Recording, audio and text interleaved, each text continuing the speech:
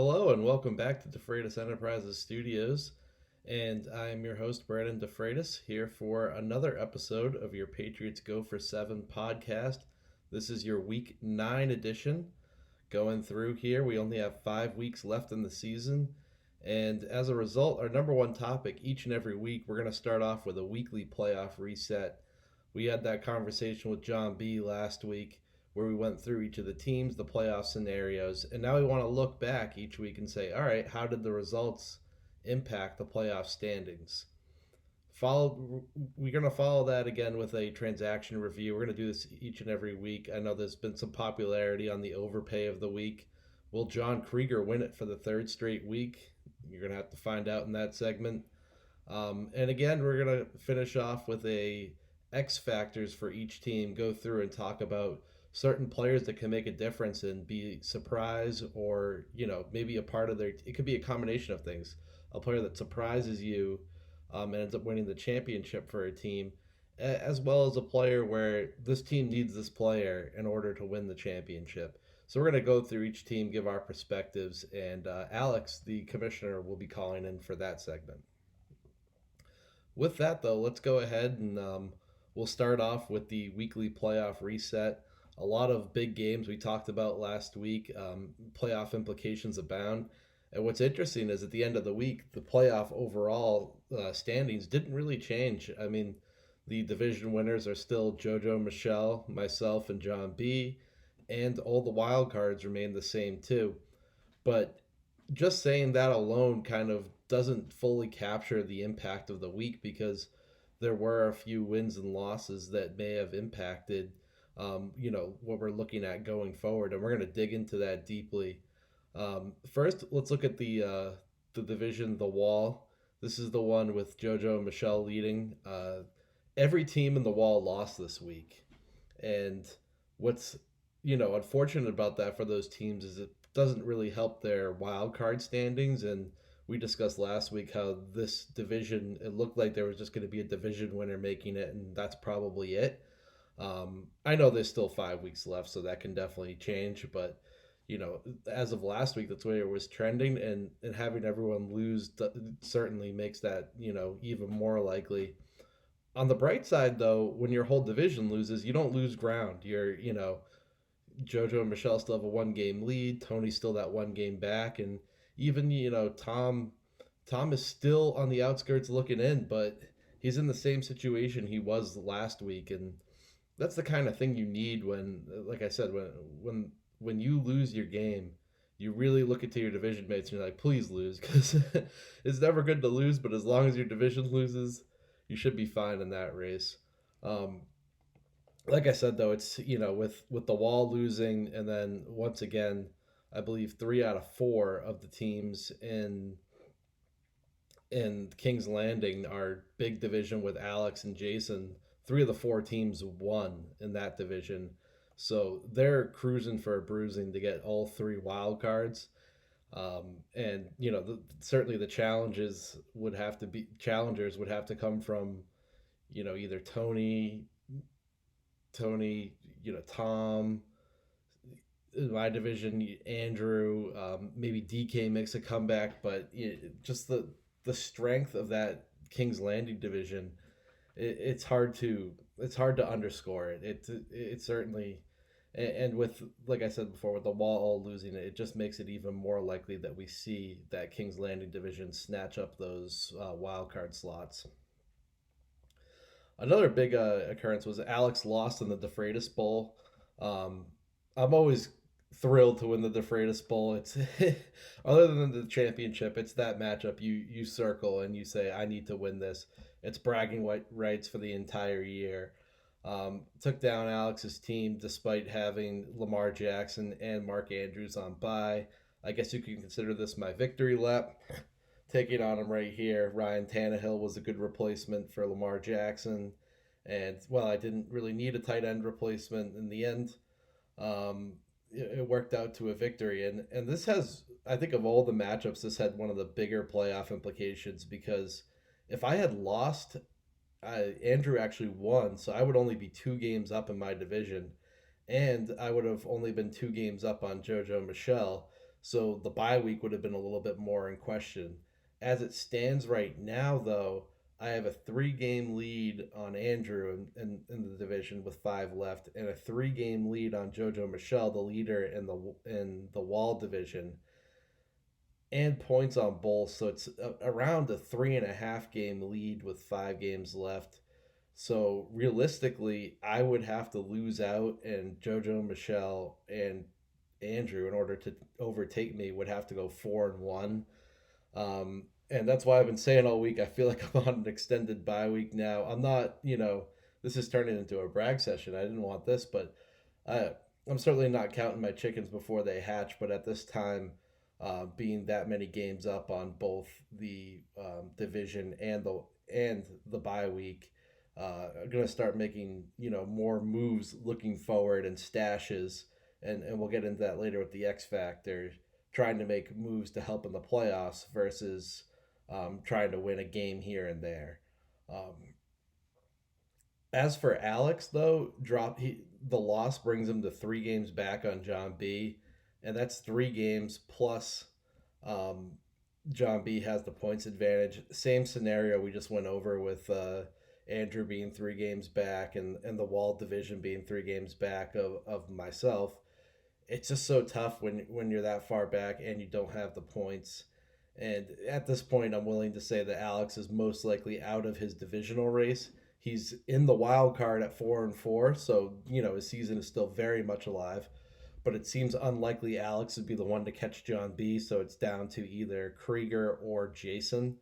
And I would put my money on Krieger having the best chance, not just because of he's a game back and Jason's 2 games back, but mostly because of the strength of Krieger's team, and the fact I could see him taking down John B if needed. So looking at it, I said we covered this a little bit. The next note I had was that the rest of King's Landing kept pace. So that means John B won, Krieger won, and Jason won. So, same scenarios there. Alex lost. So tough week for Alex again. This is the flip side. Like we said, JoJo and Michelle lost their game. It was unfortunate. But then, the rest of their division lost. So it really didn't harm them in the divisional race. Alex had the exact opposite scenario, and unfortunately, it's resulted in a situation where, like I said, I think it's unlikely he makes the not the wild card. It's unlikely he wins the division for his team. Well, before we jump into the rest of the takeaways from a playoff perspective, I do want to point out this is an Adrian Peterson jersey from the Vikings, so I'm gonna try to dress up in a little different outfit each time and each week. Keep it interesting here. You gotta love the throwback jerseys. This is a Vikings AP. You also get them cheap. Been in the market lately for a Denver Broncos John Elway. Take me back to my childhood. So maybe we'll see that on an upcoming pod.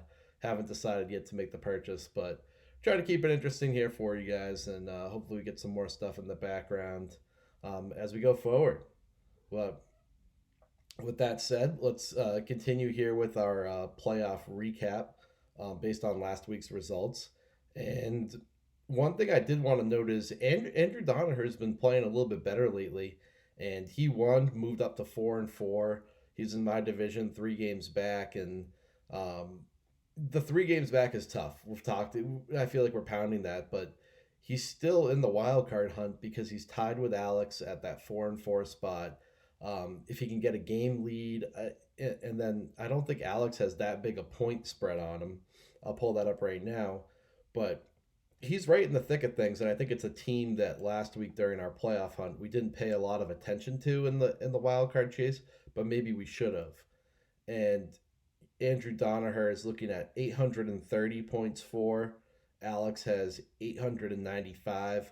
So there's a 60-point differential with 5 games left. That's not insurmountable. So I could see Andrew making a run here. He also has a squad that has players that could play better over the second half of the year. I mean, just a couple to highlight: Odell Beckham, as he gets more comfortable in that offense. That Cleveland schedule is going to get a little bit better too. Evan Ingram, I think he started off hot, got a little cold here. I think he's going to get back to going. Um, but yeah, he's got Julio Jones and James White, Marlon Mack, Kirk Cousins played well. So Andrew's got a good team, and I think he's someone to watch out for. And when I talk about whether or not King's Landing is going to take all the wild card spots, I think Andrew's the biggest threat to that. He's the guy who could knock out Alex or Jason. And then, other than that, obviously, JoJo and Michelle are in the lead in their division. They would also be a wild card threat if they were to lose that divisional run. And then Tony with his 937 points is just, you have to highlight him regardless of what you think of his team going forward. Merely because he has that huge point lead, he's going to have the tiebreaker. I actually think, to circle back to the wall, one of the interesting teams is Matt Green's. And I noticed this playing him this week very much like, and not so much record wise. Well, now he is, I guess, only a game up on David Krieger, but he's got a similar team where I look at it, and I don't know how Matt is 3-5 with this squad. He's got Deshaun Watson at quarterback. Fournette's playing well for him. He's got great depth at wide receiver. Got some guys like Christian Kirk, Michael Gallup. He's going to get Devontae Adams back.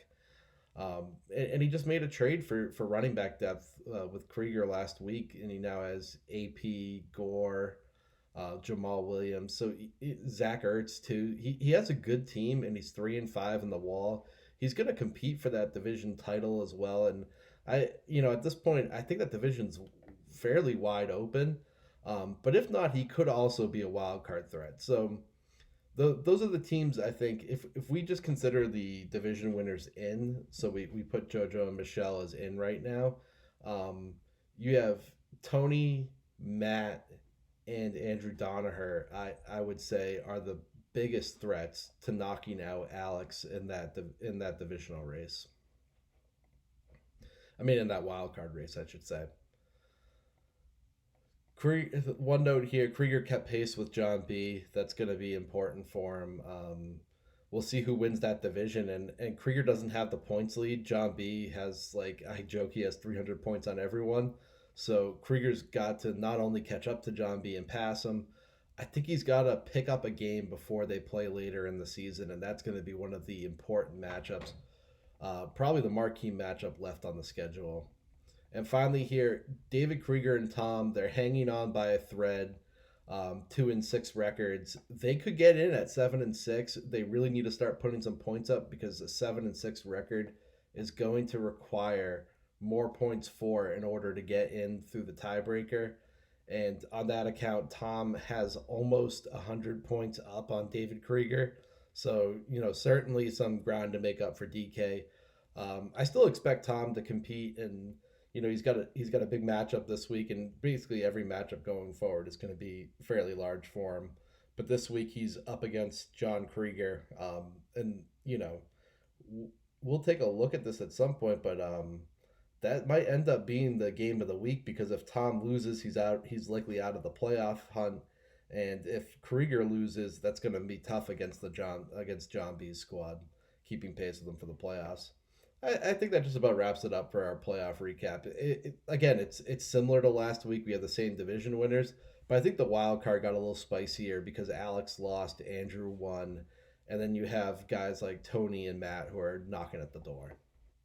And welcome back. A little bit of an impromptu segment I didn't expect to have, but we're going to spend about 5 minutes here going through this week's matchups. I think it's relevant again. We're all in playoff mode with 5 regular season games left. So let's go through, talk about some of these matchups, talk about the potential playoff implications. And we'll start it off with that Tom and John Krieger matchup, simply because, like we said, I think it could end up being the game of the week. Tom needs a win. He can't drop any more games if he wants to take a wild card spot. And you might wonder, like, when we're talking about games back, like, he could drop a game and maybe make it, but historically in this league, what we've seen under this divisional and 3 wild card format is that you need at least 7 wins to get in, unless you're going to be a division winner. Because if you win your division and your division's didn't do that great that year, you could come in with a sub 500 record and take a playoff spot. But I don't think we've ever seen a wild card team come in at a sub 500. So Tom with 6 losses, there's 5 games left. He needs all 5 wins. and this is going to be an important matchup for him against Krieger. And again, Krieger's trying to keep pace with John B. Speaking of John B's going up against David Krieger, another team that needs a win. So this is a little bit of a tough break for both David Krieger and Tom. They both need wins bad, and they're against two of the top three teams in the league, potentially the two top teams in the league, depending on how you on your opinion here. But it's tough when you need a win. You're going up against JB. Uh, we'll see how it ends up coming up. I mean, projections right now of John B up 20 points. There's been no points scored in this matchup. And then you look at that Krieger matchup against Tom. Tom's actually projected to win now after the Thursday night matchup, where he had George Kittle go off for 16.9. Tevin Coleman and the 49ers defense only combined for 7.6 for Krieger. So Krieger's got some ground to make up here. That would be big for the playoff scenario. If Tom gets the win and John B wins, that'd be tough for Krieger being 2 games back. So definitely, I'm going to call that the game of the week. There's going to be a big swing in that matchup. A matchup here where I think it's got some of the least interesting playoff implications for the league, but certainly playoff implications for the people in it. Looking at Tony versus Kev, and I know this is a big pride matchup, so I don't want to downplay the matchup. Playoff wise, doesn't have a whole lot going on, but this is a rivalry game for sure. And Tony needs that win against Kev. Not quite as bad as Tom or DK, but if Tony gets another loss, he's going to have 6 losses. And it does depend on what JoJo and Michelle do, but we're looking right now after the Thursday night matchup. Kev's got a 20-point lead on him. Kev with a 20-point game from Emmanuel Sanders, and Tony hasn't had anyone play yet. But I right now that 20-point game from Sanders really evens out the projections, and Kev's sitting there projected at 109 now, and Tony at 106. If Kevin were to beat Tony in this matchup, I think that opens the door for a big opportunity for JoJo and Michelle, because if they win, you get that 2-game lead, and that 2-game lead is so important for them because Tony has the points advantage. On the other side of that, JoJo and Michelle are playing against Jason. This is a matchup where this is the first matchup we've really come to this week so far, where I would say it's not crippling if either of them lose, because JoJo and Michelle have that game lead. But this is a big opportunity for them if they win in a week where Tony could potentially lose. That would be a great advantage in their playoff hunt. And for Jason, he's hanging on to a thread for his divisional hopes. He's probably looking at more of a wild card. But if he drops to 5-4, would just be unfortunate for him. And I do want to highlight that Jason really, his team right now is projected for 57 points. He has a bunch of bye weeks and he played a player, Chase Edmonds, in last night's game, who's locked in, who was injured. Unfortunate, from Jason. It doesn't seem like he's paying attention, and I doubt he even listens to the podcast this week, which is why I'm okay saying this. I don't know what's going on. But maybe I know he's in busy season at work, but it seems like he's fallen asleep at the wheel here in a tight playoff matchup, maybe a playoff race. Maybe this is the difference that ends up leading to King's Landing not snagging all 3 wildcard spots. We'll cover my game now. Against Matt, it should be a close game. Right now, I'm projected at a 10-point lead. It was an even matchup going into the week. But then, unfortunately for Matt, Christian Kirk went out and only got 16 combined yards, 2.6 points last night. And as a result, now I'm a slight favorite in the matchup. If Matt were to lose to me, he'd have 6 losses. He's currently a game back of JoJo and Michelle. They're basically the same points, and he's the points back of Tony. So while not crippling, he puts himself in that DK Tom needing to win the final 4 games of the season at that point. So it is a really important game for Matt, and it's funny how like a lot of these you have the 2-2-6 teams are against John B and Krieger, and then Matt at 3-5 is against me. Tough matchups when you really do need a win to stay in the playoff hunt. to go against the top three teams record wise in the league. And we have one more matchup here to cover. Um, Trying to figure out which one it is. Oh, Alex and Andrew Donaher. Andrew Donaher, we highlighted him as one of the threats to Alex for the wild card. But right now, Andrew's projected to lose by what looks like 35 points to Alex. Alex, with that trade with JoJo and Michelle this week, they'll go over later for Kenya and Drake. Drake put up a big game on Thursday night, 26.2 points, really boosted Alex's projections. If Alex were to win, that would further solidify his wild card spot.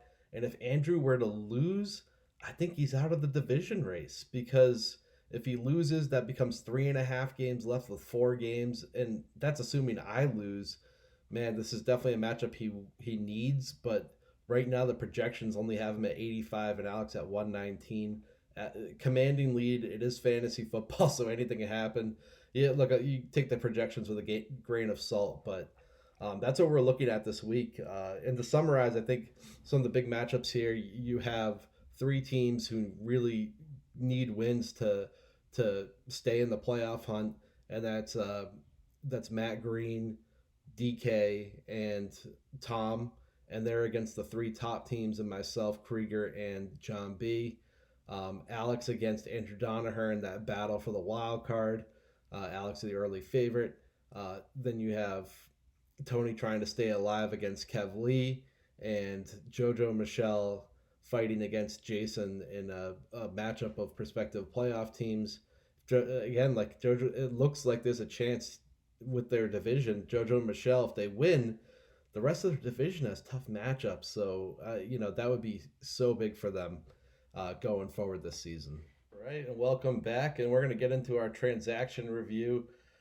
Based on some feedback from some members of the league, seems like this is one of the more popular segments, and certainly a lot of anticipation over the overpay of the week and the ad of the week. John Krieger, 2 weeks in a row, won the overpay of the week with Jamal Williams, and last week with Teddy Bridgewater. And we're proud to announce that he wins it again. No, I'm just kidding. It's not Krieger. Unfortunately, Krieger has no fab left, and while we do quite enjoy ragging on some of how much he spends on players, and we will be looking at a $0 bids for potential overpays, even though it's $0 in future weeks, Alex came through and took the overpay of the week with Danny Amendola at $12.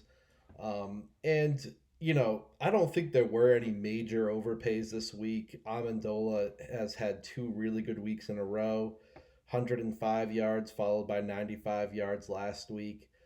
He's got, I believe, 19 targets in the last 2 games, and really has been Matthew Stafford's security blanket. The problem is that he's had a lot of duds in between.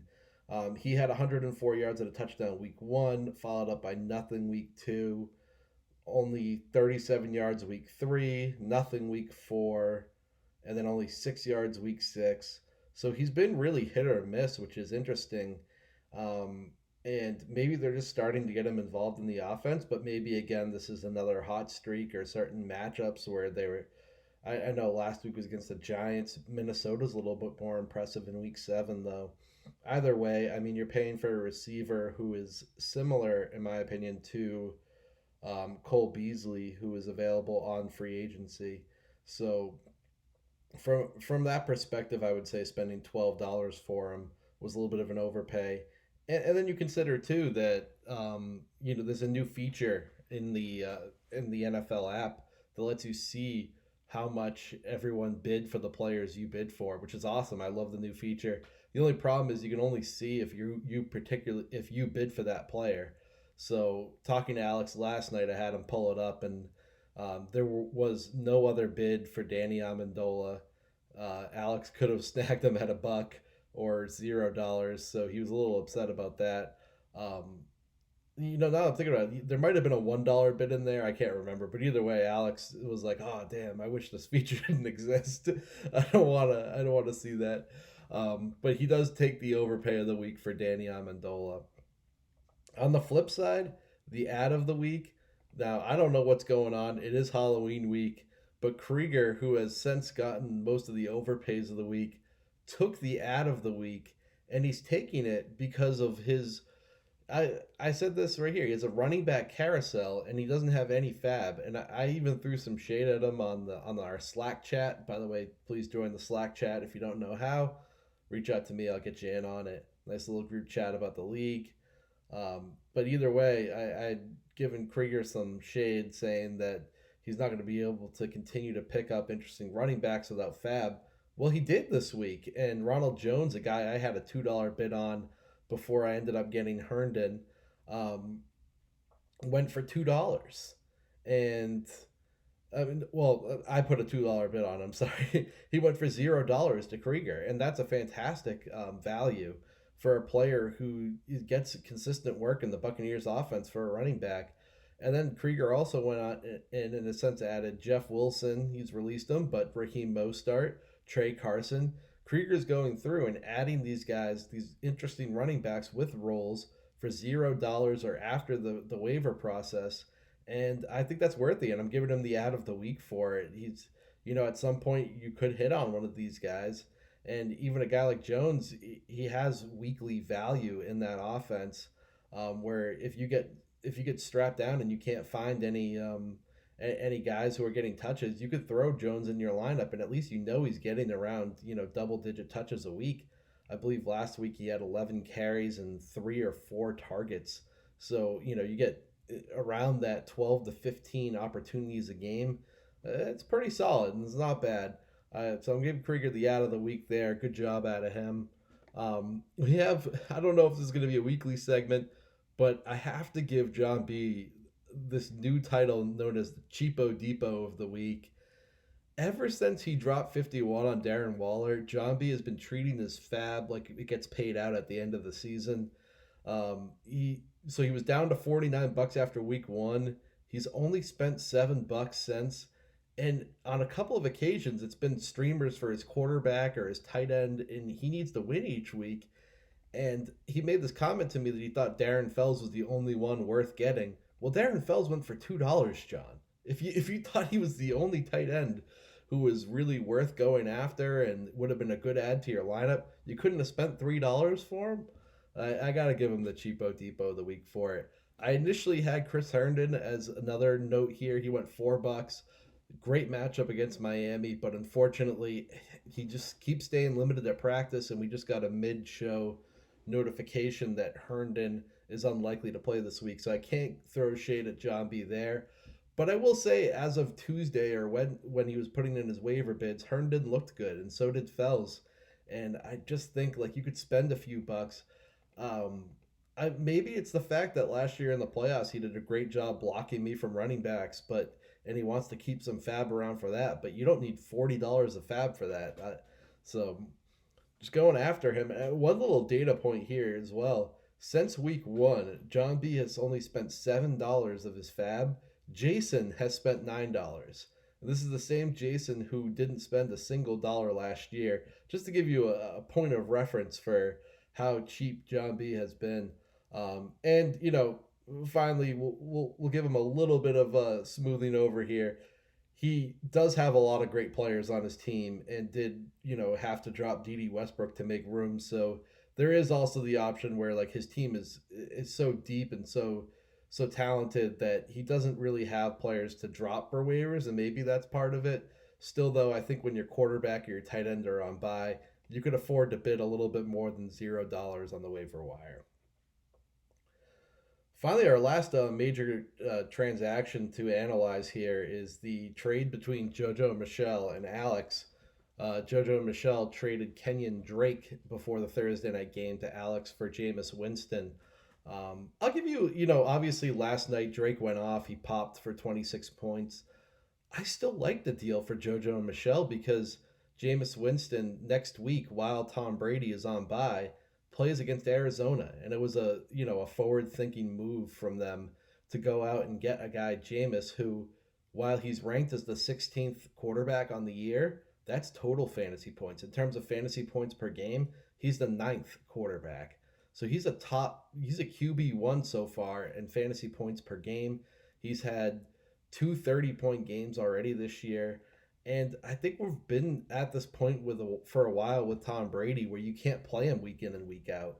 I did it a few years ago and I got burned in the playoffs when the Patriots went to Miami and Brady had a down game. I just think he's the kind of guy that's nice to own, but you need to play the matchups with Tom Brady now. And with not many quarterbacks available in free agency at the moment, it just makes sense to stream on your team. So I liked it from their perspective. Now, obviously, after last night, they would have liked to have played Kenyon Drake in their lineup, and maybe that changes, a little bit. But I don't even think they were really considering playing Kenyon Drake. And Drake's a player who I would still say he has limited value rest of season. Um, and this presuming David Johnson and Chase Edmonds come back. According to Pro Football Doc on Twitter, David Johnson will almost certain to return before Chase Edmonds. Chase Edmonds was at a 3 week absence. You get the long layoff here now with the Thursday night matchup. There's a chance one or both of those guys is back next week. And the other thing here is Drake played against San Francisco, top defense that wasn't allowing a lot of points. Really hard to predict that he was going to go off and pop there.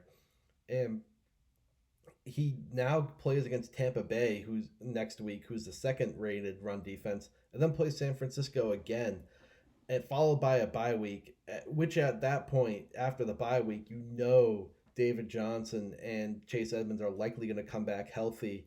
And look, David Johnson has a big contract. He's been a really successful player. I don't think they're just going to give Drake the reins. It might at best for Drake, he's in a three-headed committee or maybe even a two-headed committee. It's really I think that JoJo and Michelle sold him at close to his highest value um, in exchange for a quarterback. And from Alex's perspective, he's the David Johnson owner. So I think it was a good trade for both teams. Alex needed to play this week.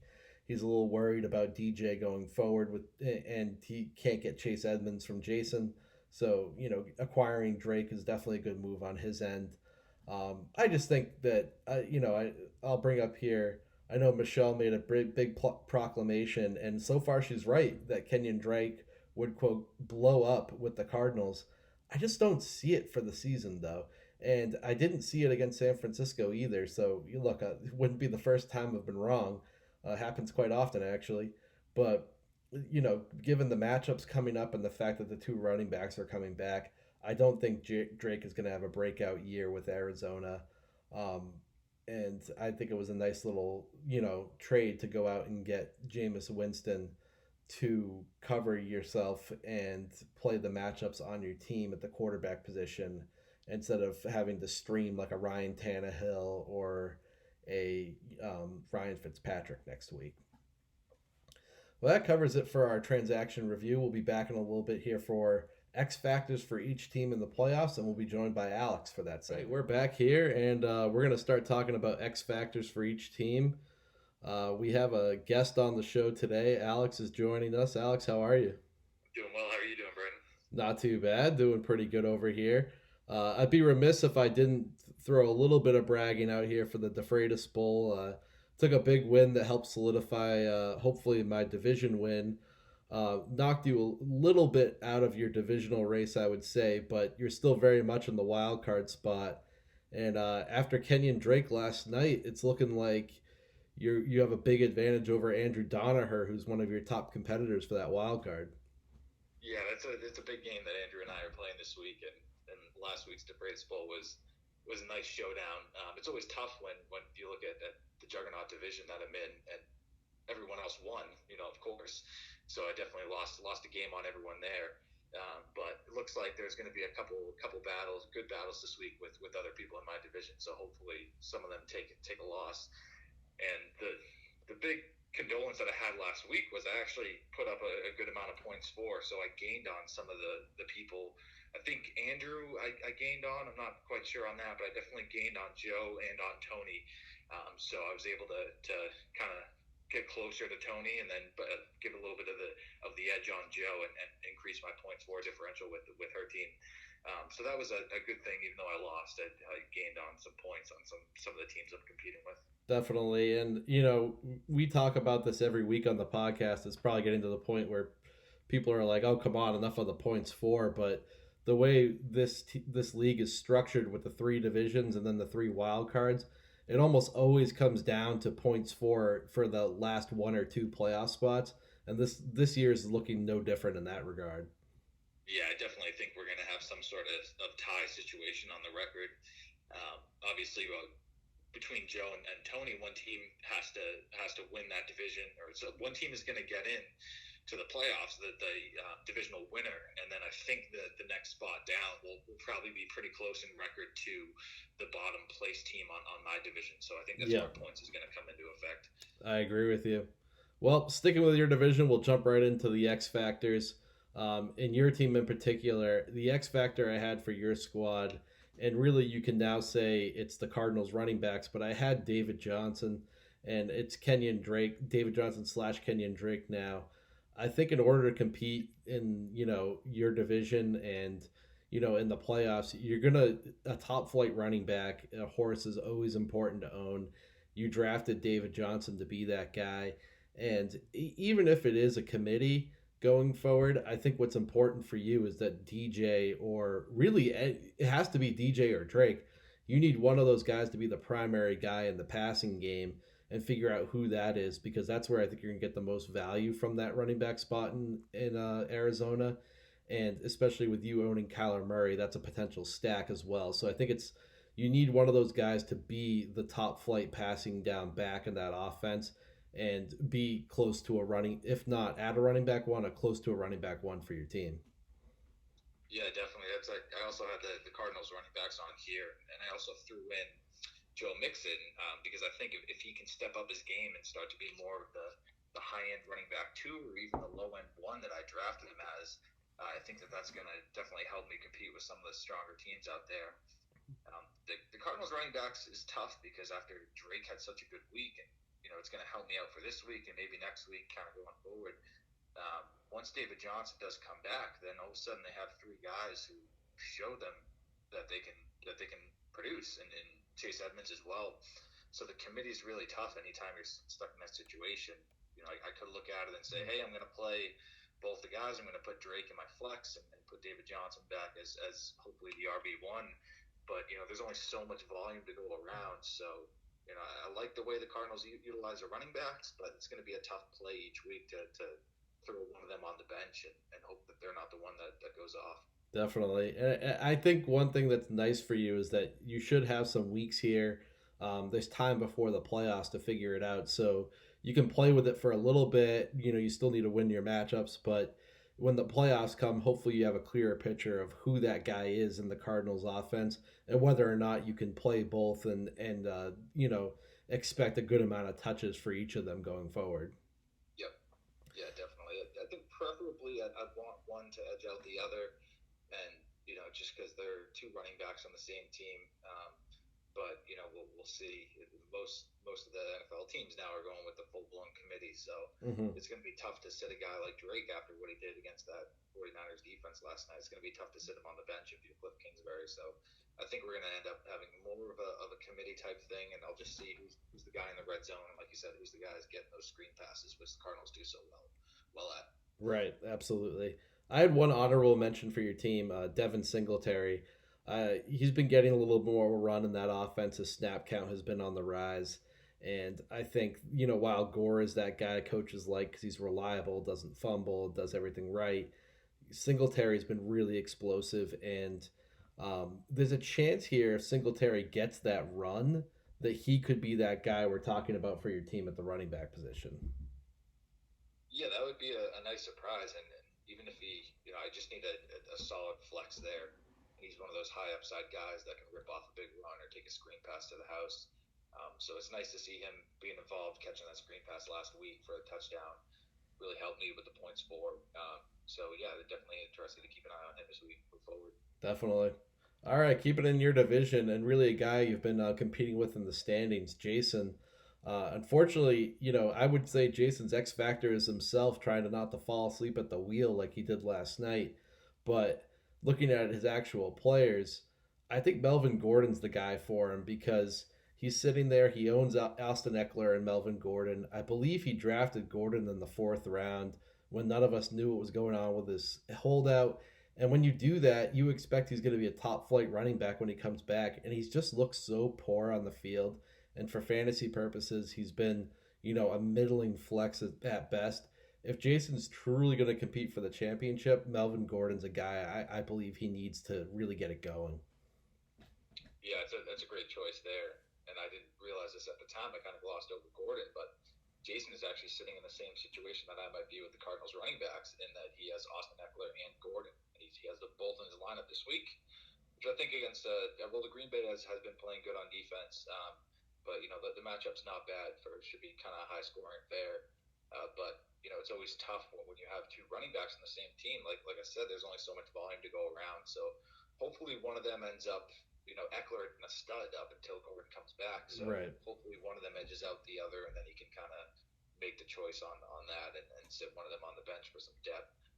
So I actually had for Jason's team, I had DeAndre Hopkins, and the Mm-hmm. reason why I picked Hopkins was Jason sitting there with Goff and Cooper Cup as his stack, and Cooper Cup was a great, that might be one of the picks of the drafts, and not to do a little humble brag, but I almost picked him ahead of Robert Woods just because of, I knew he had that connection with Goff, but I just didn't have the stones to do it. And Cooper Cup sitting there as a number one wideout. So I think if he can get DeAndre Hopkins to come back and be that top five wide receiver, then all of a sudden he's going to have two of the top five wideouts, and that is going to be tough to beat Jason. Anyone who has two of the top five wideouts can really explode any given week. So that's why I went with Hopkins for my X factor. And Jason drafted Hopkins to be that guy too. So if he is going to really compete here at the end, he needs him to be that player. Yeah, And definitely. to touch on your almost drafting players, I almost drafted Mahomes last year. I almost drafted everyone, Alex. But we're going to take a quick break here. We're going to come back and we're going to talk about, at least for me, a quarterback trade between Krieger and John B. that could end up as both of their X factors. So we'll be right back here. Just wanted to make sure we had that saved down. I know, a little behind the scenes look. We've had some issues where occasionally the our iMovie app ends up crashing and we lose what we had. We had lost about 9 minutes, so we're going to be a little more careful. Every couple of teams will take a quick break, come back in, and keep talking. Next team on the block here, again sticking in your division, Alex, is John Krieger. And for Krieger, I put down Carson Wentz as his X factor, and the reason is because of that big trade with John B for Patrick Mahomes.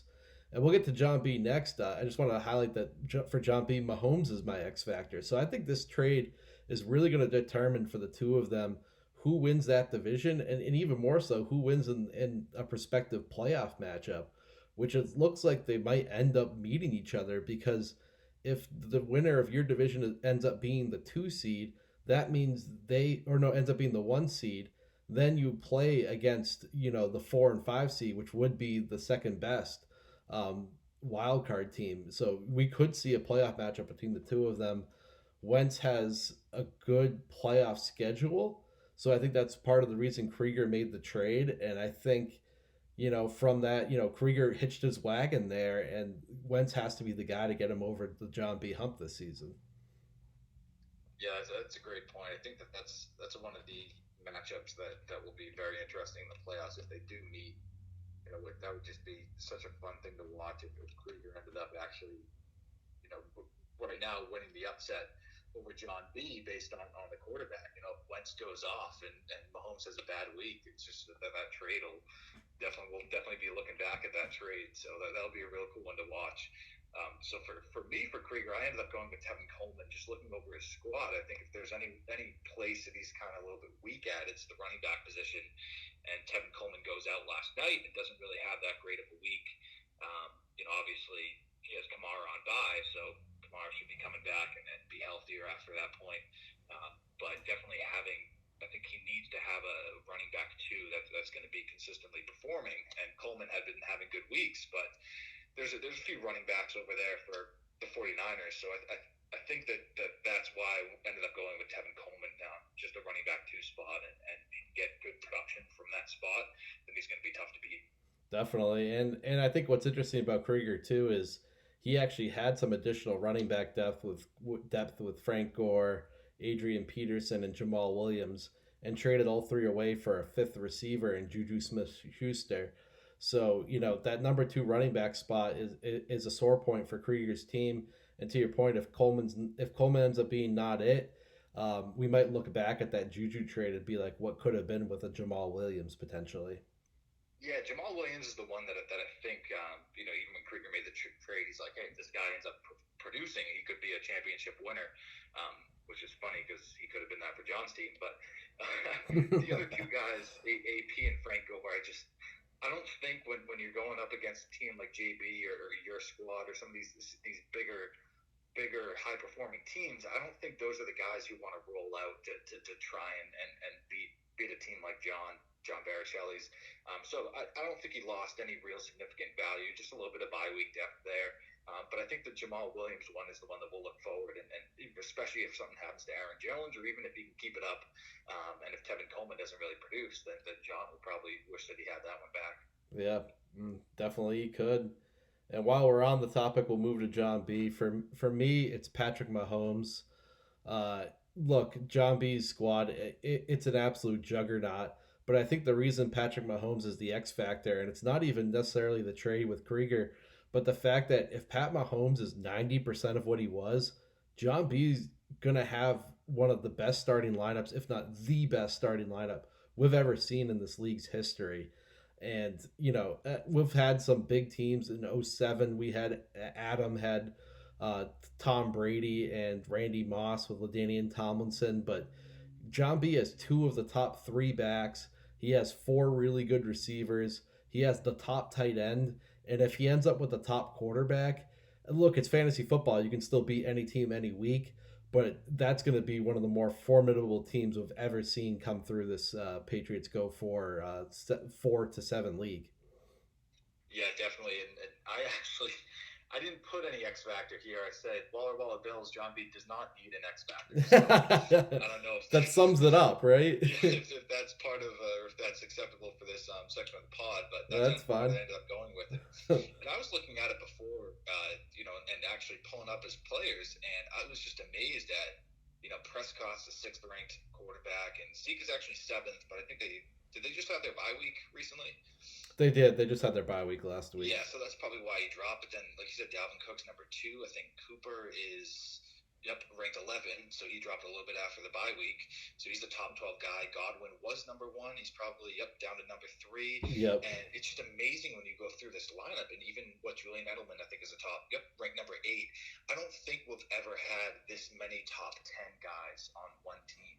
Right. And then I open up a team like mine, and I'm like, oh man, I got to go down to Diggs, who's like the ninth ranked wideout. And then after that, it just drops off significantly. So Yep. it's just crazy what he was ended up to being able to put together with the drafting, probably the best drafting that we've ever seen in this league for this year, and then going ahead and getting Patrick Mahomes. So I definitely agree with that X factor. And like I said, I didn't put anyone for John because he doesn't need one. But yeah, if Mahomes can come back and be a top three quarterback, he's going to be real tough to beat. Mm-hmm.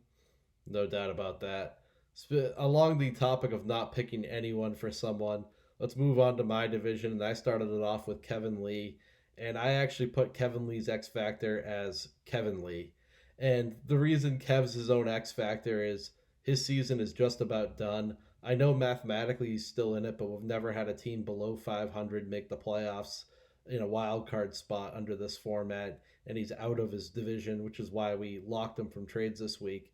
But he's the X factor because Kev's season's over, and it's time for Kevin to use the rest of the season. Don't still pay attention to football because you need to have that knowledge base going into next year. And I think this is an opportunity for Kevin to watch the rest of the season without a biased lens on his own team and to make evaluations that he ends up drafting next year. And hopefully comes back and is more relevant because we like to joke about Kevin Lee, but this league is always better when Kevin Lee's in the hunt and making vast proclamations about being able to predict players' injury habits and all that. So I kind of miss him being a factor, and he's been quiet this season. So hopefully he can use the rest of the season to evaluate and go forward from there. Yeah, definitely. He's active in a few other leagues too, so I think it's a little bit tough when you're struggling in one league. You probably tend to pay a little bit more attention to the other. But he's still making out drops, which you like to see. Yep. And to your point, I think one of the things that's undervalued in fantasy, and we're going to give a little bit of kind of fantasy tips to some of the other members in the league that might be listening, is one of the great things to do is actually to look at how did the end of the season fared out, not Yep. to look at the overall rankings of guys who might have started big and went slow, but to actually do some filters if you can and say, all right, well, the last 6 weeks of the fantasy season, this guy was number one or this guy was top five, and then they usually carry that momentum into the next season. So that's where Kev can kind of pay attention and see which guys are on the rise versus which ones are kind of on the fall. Yep. And with so many weeks left, it's too early for Kev to just totally check out. And hopefully, being in other leagues will keep him paying attention and make him relevant next year. Yep. All right, we're gonna take a break here and come back and go through the rest of my division, and then from there go to the wall. So we'll be right back here. All right, we're back here. We're gonna talk David Krieger and Alex. It's looking like we're gonna hit a milestone on this podcast. We're at around 50 minutes now. I think we're gonna hit our first hour show, but we only do it once a week, so I'm glad to give our listeners a little extended show this week. Definitely, yeah. I think it's a real good part of the season where a lot of teams are making a push and things are decided week in and week out. So definitely approve of the longer pod. And moving on to David Krieger here, it looks like he's still hanging on to a playoff hope. It would be more of a wild card hope. We discussed his chances in an earlier segment. What hurts him is his total points for. But one player I think could change that for him is Le'Veon Bell. And Bell's been a little disappointing so far. He went to the Jets after the last game saying like he was disappointed in the amount of touches, but he's very professional about it, especially now that he has that bag. But Le'Veon Bell has a really favorable schedule coming up. They play the Dolphins twice. I think they mix in the Bengals potentially. So they play a lot of easy matchups coming up for the next 5, 6 weeks.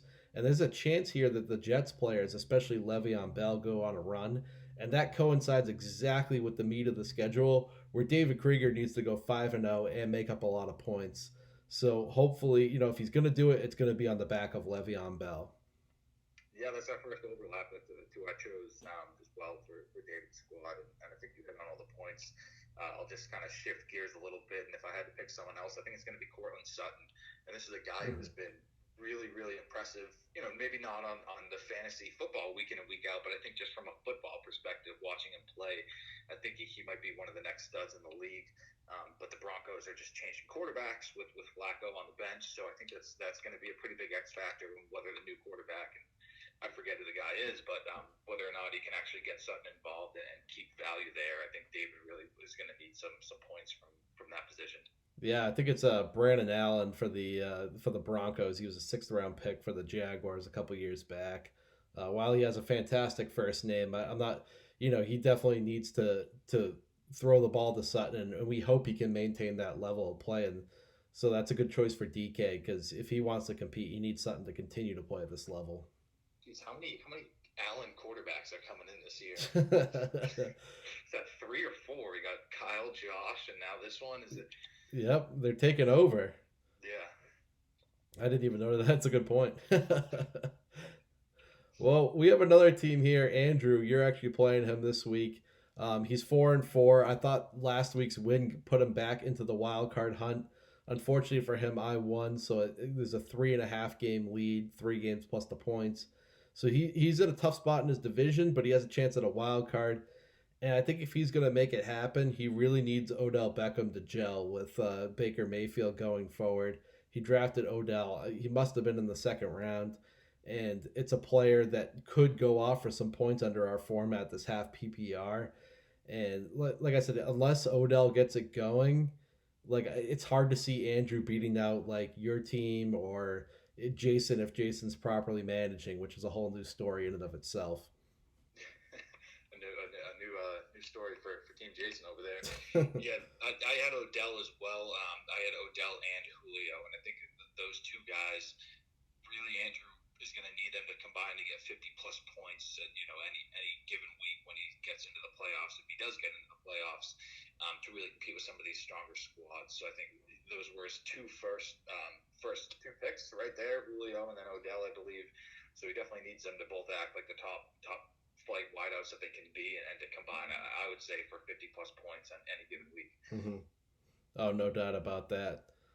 You have anything else to highlight for Andrew? I don't have a whole lot on his team. He actually has a pretty good squad, but it's a tough matchup this week against you, and I think unfortunately that's going to hurt his chances for the playoffs. Yeah, no, I did. Those were the two wideouts were the ones that I made a note over here. Obviously, Kirk Cousins is kind of a wild factor, and he's got Matt Ryan too. So you know, quarterback play definitely, but you can say that about any team needed to have good quarterback play. Right, for sure. All right, we're on to my team here, and I'll start off with what I think, and you can give me the unbiased perspective.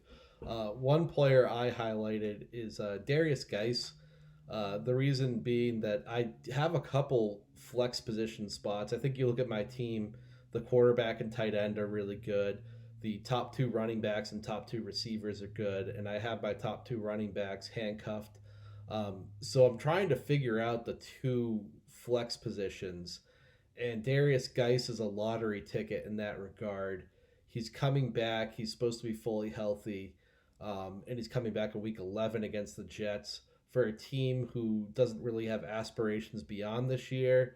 And I think that is likely going to mean. I mean, we saw Geis. Adrian Peterson was inactive the one game Geis was playing in week one, albeit for a different coach, so that could make a difference. But Bill Callahan was on the staff too.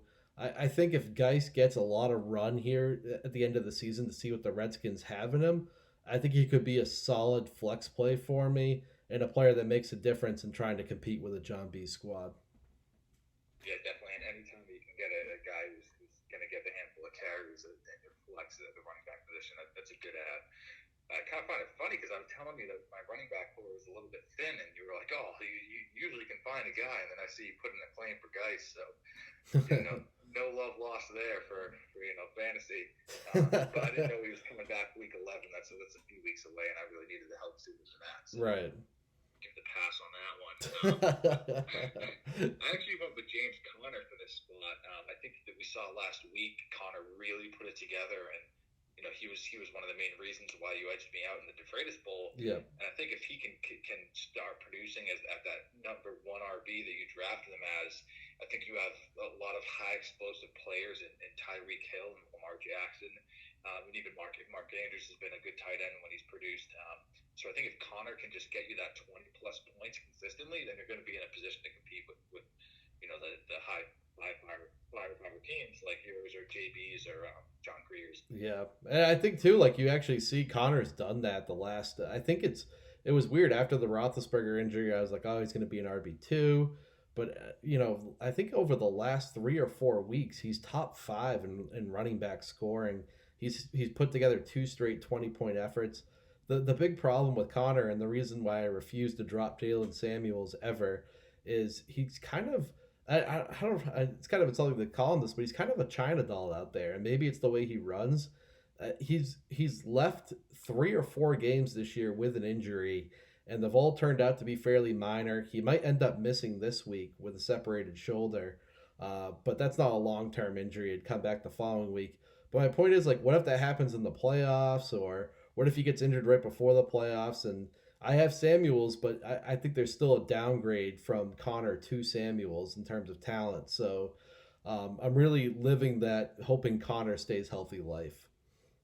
Yeah, and the worst thing that would happen for your situation would be to have Connor go down mid game. Yeah. If it's injured before, that you can plug in Samuels, and it's not that big of a downgrade, but definitely having someone exit during the game really puts you at a loss, or a position for a loss when you're missing out on that production. Or if you just start someone who's on a bye or not playing, like Chase Edmonds. Oh, Jason. I'm pretty sure he's just out there. I know there's a girl at work that, he might have some interest in. I want to be a little vague in case, this is on YouTube. Uh, but I'm pretty sure he was just trying to go out there, get some drinks and get laid. So I don't blame him too much because, that's an important quest as well. But you could do that and set your lineup while you're on the can before you go out. Amen to that. All right, we'll take a break here. We'll come back. We'll talk about the wall. Definitely the division where it looks like maybe one division winner, a couple wild card potentials, but probably just a division winner getting into the playoffs. Back here, and we're going to start off talking about Tom's X Factors. Alex, for Tom here, I ended up going David Montgomery, a player I already have a little bit of regret trading just because I didn't really look at his schedule down the stretch. I was kind of just, mad about the Chicago offense, which still stinks with Mitch Trubisky. Um, but Montgomery played really well last week, got 32 touches. Of course, he's off my team. He's no longer cursed. Um, and for Tom, he's got an easier schedule down the stretch, David Montgomery, that is. And I think if he can step it up and be a higher end two, that's a player to combine with Nick Chubb and would help Tom make a run in that division where right now he's sitting at 2 games back. Yeah, that's a good choice there with Montgomery. Definitely getting someone to pair with Chubb, like you mentioned, would help him out. I ended up going with Philip Rivers here, and I know it's kind of like the cop out picking the quarterback, but the reason why I did is Rivers is a guy who, years ago he was a viable weekly fantasy starter, but now he's the 16th ranked quarterback, and I just don't think you're going to win with a quarterback who's playing as the 16th ranked quarterback. So if he can put it together and start having some top 10 point weeks at the quarterback position, then I think Tom has a chance. But if Rivers just keeps being the middling of the pack that he is, then I don't think that's going to be enough to beat some of these playoff teams. Right. I agree with that. And we've actually been talking about this since the first episode on this podcast when we were talking about quarterbacks. This league, a lot of people like to carry two, maybe three quarterbacks, which means that it's hard to stream the position. And I think, some of these teams like Jason and Tom, Jason has Goff, Tom has Philip Rivers. These are good players. And Michelle and JoJo before this week, they had Tom Brady. But none of these guys are guys that I want to start week in and week out and ignore the matchups. And that's what they're doing. And that's why I thought it was a nice trade for JoJo and Michelle to go out and get a Jameis Winston who you can play the matchups with so you're not always just throwing out the same, low end quarterback one out there. Yep, agreed. So moving on to Matt, I actually, I'm playing Matt this week, and I looked at his roster. It's deep. A lot of injuries though that I think contributed to the fact that he's 3-5. But I think he has an outside shot in that division. And one guy, when you talk about injuries, is Devonte Adams. And if Adams can get healthy and be that top flight receiver going forward to the season that we expected at the draft, that could really make a difference for Matt to catch JoJo and Michelle, who they're about the same in points, and Matt's only a game back, so he's certainly still in the race. Yeah, Devonte Adams, that's another great choice. I kind of missed him because he was down on the bench, but Matt does need him to step up and get healthy and return to the lineup. I actually took another cop out here, and I went with Deshaun Watson. And the reason why I think he's an X factor is he's one of these quarterbacks, kind of like a Mahomes, who any week can go off for a 50 burger, and I think that's what Matt is gonna need at the end of the day when it comes down to making the playoffs, if he does make it, to compete with some of these higher quality teams out there. No offense, Matt, but yeah, he does have a deep team, like you said. Yeah. But I think that if Watson can get 40 plus points any given week, then that's going to put him in a position to be able to compete. Oh, for sure. It's also interesting that we've talked about Devonte Adams, and we've talked about you brought up DeAndre Hopkins, and these were the two receivers that back in draft season that people were drafting in the first round, no questions asked. And it's kind of interesting that we're sitting here and we're talking X factors for the playoffs, and both players for different reasons have been disappointing this season, and really have cost their teams potentially a higher ranking in the standings. Yeah, definitely being the first. I think they were the first two wide receivers coming off. Adams, I think it's tough because he was doing all right. If you look at his receiving yards, he didn't get in the end zone, but he had 1 week with 180 receiving yards in week 4. and then he got injured. So it's kind of hard to anyone can get injured. I think Hopkins is the bigger one where it's like, what's sort of going on over there. I think that Houston offense just has a lot of talent, and I think Fuller is pretty underrated as well. So I think that's why he's been a little bit underperforming. But it's just tough with Adams because he just got injured, and I think that's pretty much what happened over there. But yeah, no, Matt does need him to come back to be that kind of top number one wide receiver that he was drafted as. Yeah, no doubt about that. The next team I have on the agenda, unless you have anything else to add for Matt. No, All right, we have Tony up next. Tony has a lot of points for, built a lot from that 180 point effort that he ended up losing to John B. Um, but the player I highlighted for him is a guy that he picked up off waivers after week one from Krieger, and a player who has a lot of easier matchups coming up. We highlighted Le'Veon Bell. Well, the same thing applies to Robbie Anderson. And Robbie Anderson has a chance here to go on a run with his schedule. I know you 2 years ago now had Robbie Anderson during one of his hot streaks, and he was somewhat highly like he was drafted the next year by me. Started slow, and then he got on a hot streak again at the end of the season last year. I think we're going to see that for a third year in a row. And when Robbie Anderson gets on these hot streaks, he's usually ends up being like within the top 8 receivers during that time. And I think it's coming for Tony, and it's a player that could really help him in that divisional race. yeah, that's a great choice there. There's someone that I was actually trying to trade for a little bit. Full disclosure, but yeah, well, yeah, I think it's just because I've always had a soft spot for him since his rookie year when he really helped me out. I also went with the wide receiver position here, and kind of similar to Anderson, I'm going with Will Fuller. Hmm. And the reason why I'm going with Will Fuller is he's one of those high explosive guys that I really think can end up turning the table for any given week and going off. So from an X factor standpoint, I think he needs him to get back, get healthy, and then make those big plays that he had been making earlier in the year. And you make a good point with Will Fuller. We talked about how great John B's team is, and it's true. I'm not trying to be facetious about it.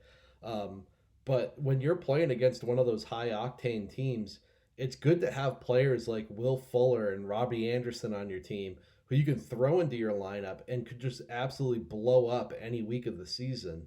And that's how Tony competed with John B that one week. And that's a good strategy for you when you're going up against one of the top tier teams. And if you're an underdog, throw in these high upside guys and be like, hey, look, I'm not going to go down with Cole Beasley getting me 10 points.